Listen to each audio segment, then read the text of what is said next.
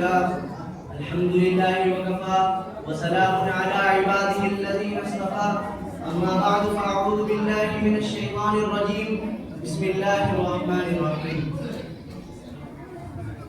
يا أيها الذين آمنوا لا ترفعوا أصواتكم فوق صوت النبي ولا تجهروا له بالقول كجهر بعضكم ببعض أن تحبط أعمالكم وأنتم لا تشعرون. صدق الله العظيم. وقال الله تبارك وقال النبي صلى الله عليه وسلم إنما العلماء ورثة الأنبياء. صدق الله العلي العظيم.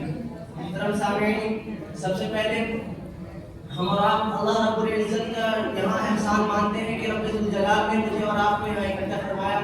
اس کے بعد میں آپ کو عوام کی ایک بہت بڑی غلطی پر آپ کے ذہن کو لے سکتا ہوں.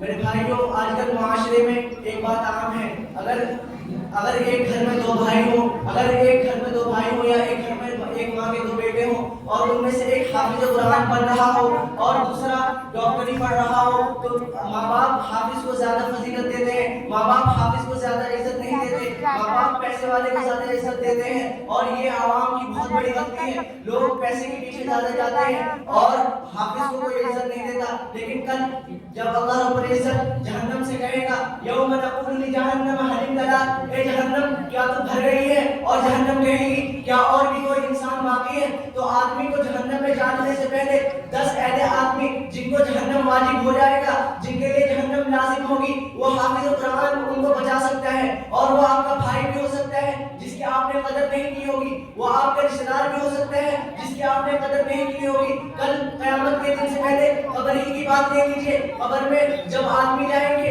تو آدمی کے ساتھ اس کے 3 چیز جائے گا. پہلا اس کے گھر والے، دوسرا اس کے پیسے مال و دولت، اور تیسرا اس کے اعمال.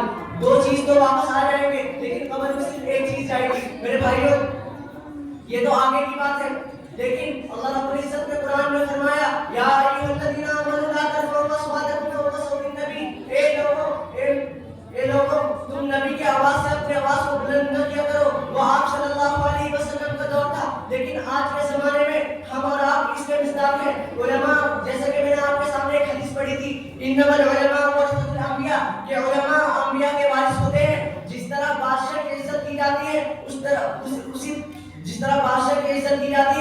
طرح راجکمار کی بھی عزت کی جاتی ہے. میرے بھائیوں، اس زمانے میں تو انبیاء تھے، لیکن آج کے زمانے میں علماء انبیاء کے مصداق ہیں اور ہمارا آپ کو علماء کی عزت کرنی چاہیے. اس لیے میرے بھائیوں، علماء کی عزت کیا کرو. اور اگر آپ نے آج مال و دولت کی عزت کی ہوگی تو آپ کے کچھ کام نہ آئے گا، کیونکہ دنیا کا سب سے امیر آدمی ایلون ماسک بھی کل آپ کو قبر سے نجات نہیں دلوا پائے گا. اگر آپ کے لیے جہنم لازم ہوگی تو وہ آپ کو جہنم سے نہیں بچا سکتا. آپ کو اگر کوئی بچا سکتا ہے تو آپ کا وہی بھائی ہوگا، آپ کا وہی بیٹا ہوگا جس کو آپ نے عزت دی ہوگی. اگر آپ نے دنیا میں اس کو عزت نہیں دی ہوگی تو کیا ثبوت ہے کہ وہ آپ کو قیامت کے دن بچائے گا؟ کیونکہ دنیا میں ہم کسی کو احسان کر دیں وہ اپنے احسان گنوا لیتے ہیں. اگر ہم احسان نہ کریں، وہ ہمیں نہ جانے، تو وہ آدمی کیسے آپ کی عزت کر سکتا ہے؟ اس لیے میرے بھائیوں، حافظ کی عزت کیجیے، علماء کی عزت کیجیے. انہیں سب باتوں میں اپنی تقریر کو ختم کرتا ہوں.